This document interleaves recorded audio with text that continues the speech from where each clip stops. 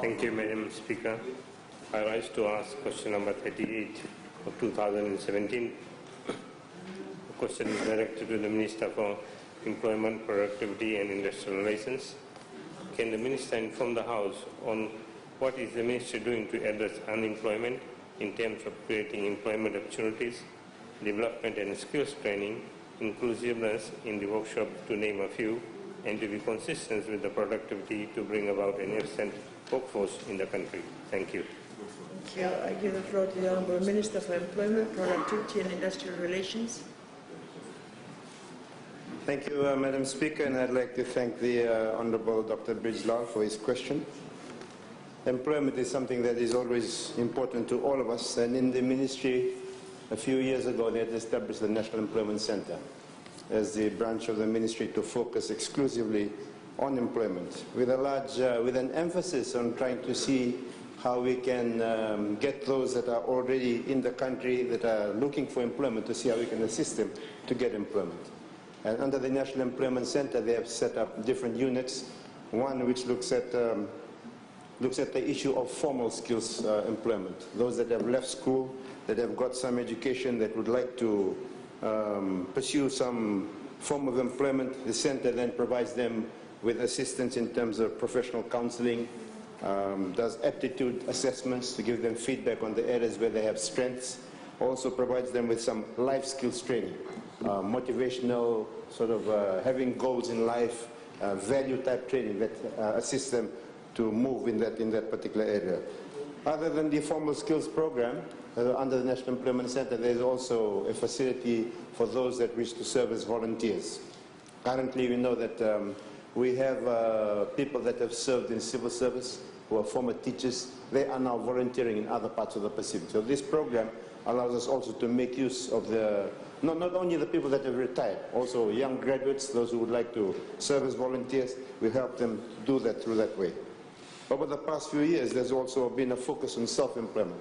I think the Honourable Mahendra Reddy had talked about this before, so that when our children go into tertiary education, they don't always go with the mindset of trying to look for jobs, but also becoming people that create jobs themselves.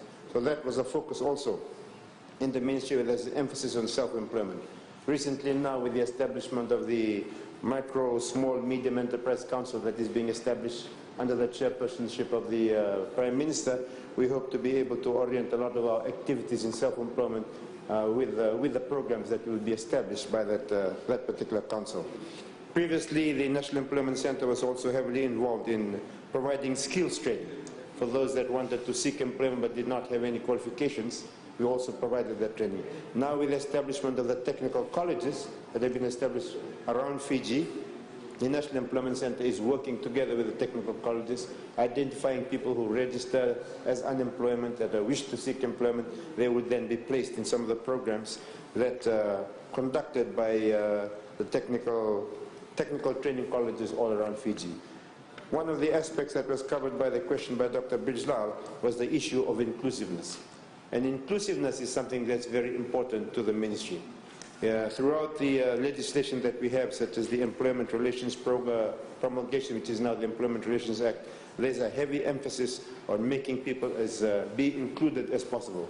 Previous legislations that we have in the Ministry of Labour only allowed people that were members of trade unions to come and register grievances with the Ministry.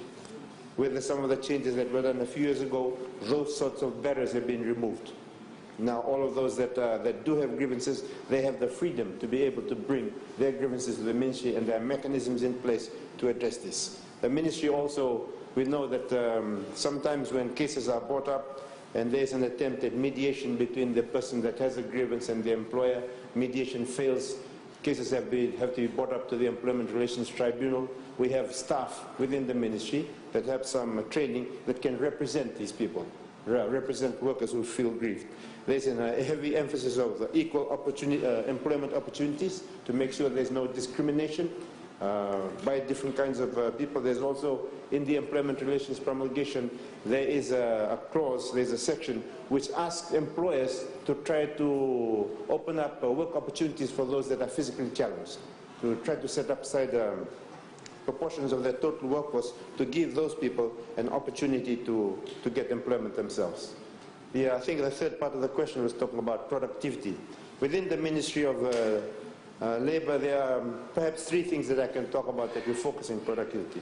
One is the heavy emphasis on occupational health and safety. One of the key things that leads, I think, at the very fountainhead of productivity is the quality of people that you have.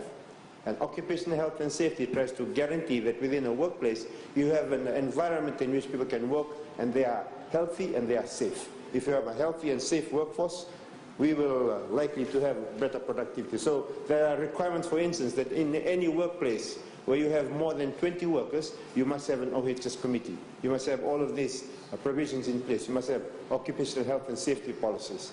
These things we hope to be able to have our people to be able to work in a safe environment, and that in turn will enhance productivity. The other mechanism that the ministry has put in place to try to establish enhance productivity is the requirement that all workplaces that I believe that have 20 employees or more, they need to establish this committee called the LMCC, Labour Management Consultation and Cooperation Committee. These are committees in which representatives of the workers within the organization and representatives of the management meet and discuss issues that might impact on the industrial relations climate, but also to come up with ways of enhancing productivity in that workplace, so that there's a partnership arrangement. So the LMCCs and the OHS systems, all these are designed to try to enhance productivity. The last thing that we have, which is currently in Fiji, we still have the productivity charter. Productivity charter was something that was established back in 2005. It was an agreement between unions, between employers and between government, and it talked about the different roles that all the different parties needed to have in order to grow productivity. Because productivity is not something that became grown by a government on its own.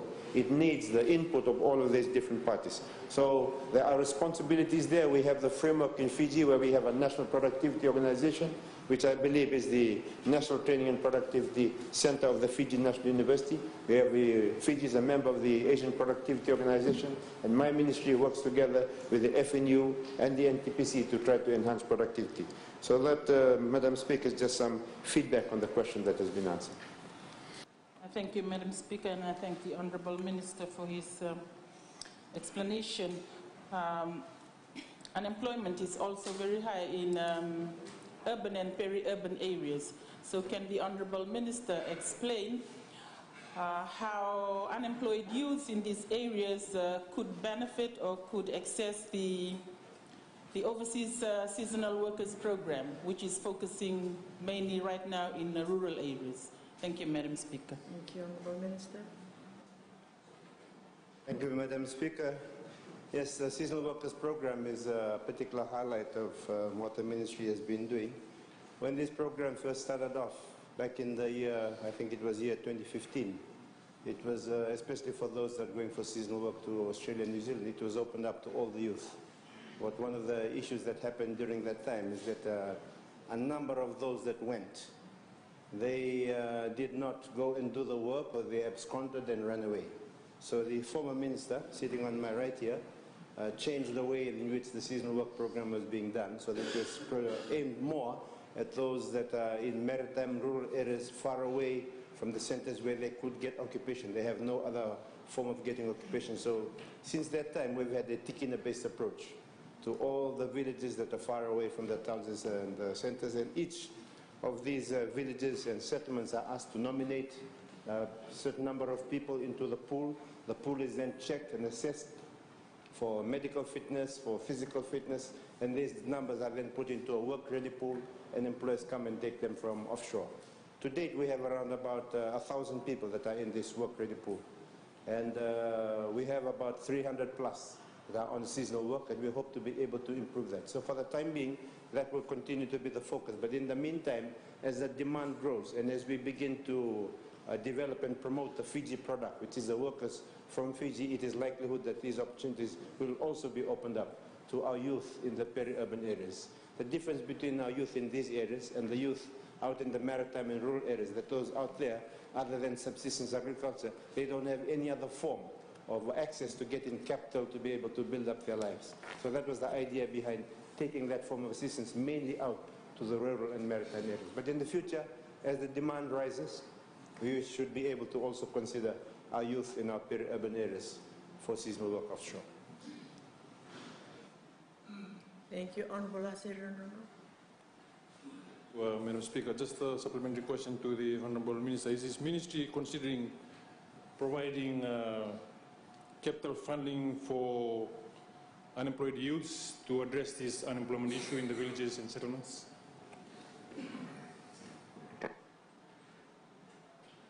Madam Speaker, previously under the program that we have for self-employment, the ministry was identifying some projects in which we could provide funds to those that are budding entrepreneurs.